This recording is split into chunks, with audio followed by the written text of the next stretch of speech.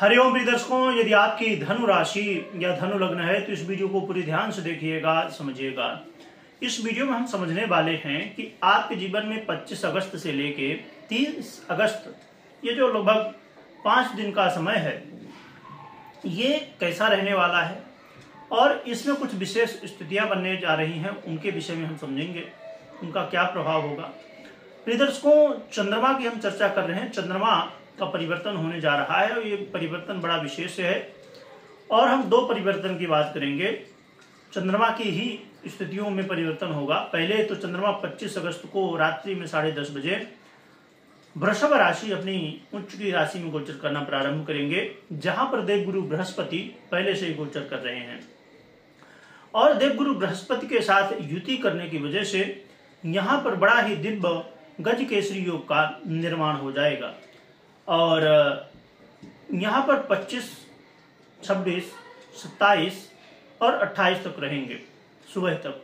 परंतु एक बात ध्यान में रखिएगा विशेष रूप से कि यहां पर केतु की भी दृष्टि है, इसलिए फल में काफी ज्यादा बदलाव हो जाएगा, काफी ज्यादा कमी देखने को मिलेगी।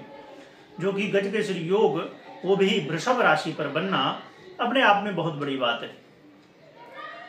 अब आगे बढ़ते हैं तो जैसे 28 तारीख को चंद्रमा परिवर्तन करेंगे और वृषभ से मिथुन में आ जाएंगे, यानी कि बुध की राशि में आ जाएंगे, तो यहां पर मंगल पहले से गोचर कर रहे हैं। 26 अगस्त को ही मंगल का परिवर्तन जो है तो हो रहा है। तो यहां पर क्या होगा कि लक्ष्मी योग का निर्माण हो जाएगा। परंतु यहां पर एक बात और भी ध्यान में रखने की बात है कि लक्ष्मी योग का निर्माण तो हो ही जाएगा, परंतु कहां पर हो रहा है? मिथुन राशि पर, क्योंकि चंद्रमा और मंगल दोनों का गोचर मिथुन राशि में श्रेष्ठ नहीं माना जाता है। जो कि हो रहा है सप्तम भाव में, अच्छी बात है।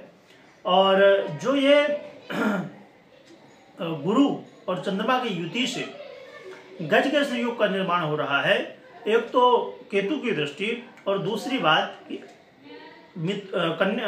धनु वालों के लिए यहां पर देखिए क्या हुआ करता कि जो योग बनते हैं कहां पर कौन स्थिति में बहुत सारी बातें होती हैं। तो ये जो योग बनने जा रहा है ये आपके शत्रु के भाव में बनेगा, इसलिए इस बात को भी आगे हम समझेंगे। आइए समझते हैं कि फल क्या मिलने वाला है। देखा जाए तो ये जो समय है तो कहीं ना कहीं उन लोगों के लिए बड़ा लाभदायक सिद्ध हो सकता है, खासकर धन के मामले में, कि जो लोग डेली इनकम करते हैं, यानी कि समझिए कि आए दिन, अब कुछ हर व्यक्ति का अपना अपना काम, किसी का महीने में मिलता है, किसी का 4 महीने 6 महीने में पेमेंट मिलता है। कुछ लोग ऐसे होते हैं जिनका पेमेंट हर दिन मिलता रहता है, उनके लिए स्थिति काफी ज्यादा बेहतर होगी। और यदि आप कर्ज में फंसे हैं, लोन में फंसे हैं तो इससे बाहर निकलने का कहीं ना कहीं कोई न कोई अवसर आपको मिल सकता है।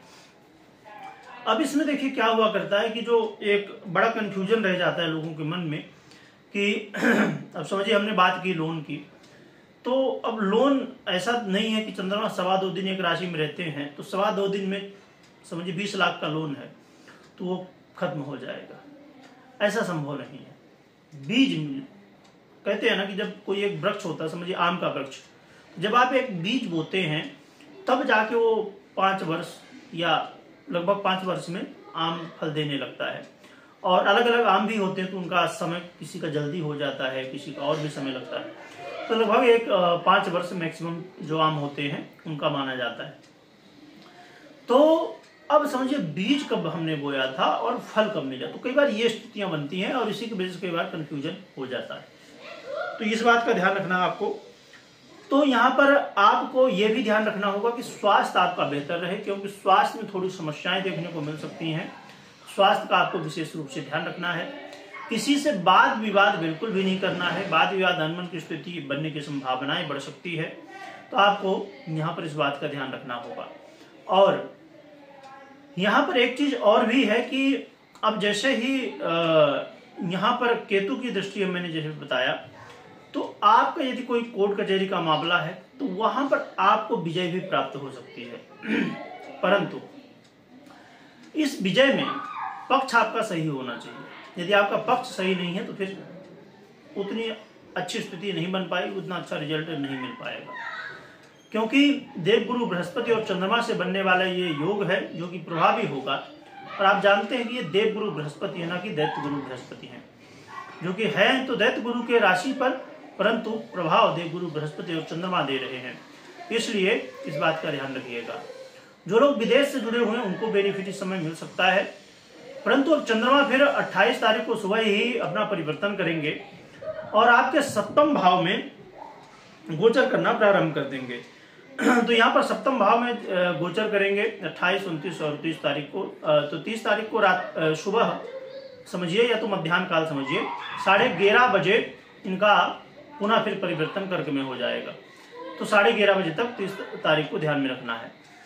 तो यहाँ पर आपके मैरिज लाइफ में कोई समस्याएं थी वो दूर हो जाएंगी। व्यापारियों के लिए बड़ा अवसर होगा अपने व्यापार में लाभ लेने के लिए। और साथ में इस समय आपके जीवन में बहुत कुछ विचार में जो है तो परिवर्तन हो, क्योंकि विचार का सही होना और निर्णय लेने की क्षमता सही होना बेहद जरूरी है। कोई भी काम हम कर रहे हो तो ये स्थितियां बेहतर होंगी। तो देखा जाए तो ये जो योग संयोग बनने वाले हैं ये कई तरह के आपको लाभ दे रहे हैं, परंतु कुछ सावधानियां जो मैंने बताई उनको आपको ध्यान में रखनी है। हाँ, इस समय हो सकता है कि आपको क्रोध भी देखने को मिले, तो क्रोध से थोड़ा बच के रहना है। जल्दबाजी में कुछ किसी को कुछ कहना नहीं है। उपाय की बात करें तो उपाय के रूप में सबसे सरल है कि भगवान विष्णु की आराधना करिए, जिससे आपके जीवन में और अच्छा प्रभाव मिल सकता है। कमेंट में जय विष्णु भगवान लिखिएगा। और कोई भी महत्वपूर्ण निर्णय ले रहे हैं तो बिना जन्म कुंडली विश्लेषण का निर्णय नहीं लेना चाहिए। वीडियो देखने के लिए बहुत बहुत धन्यवाद।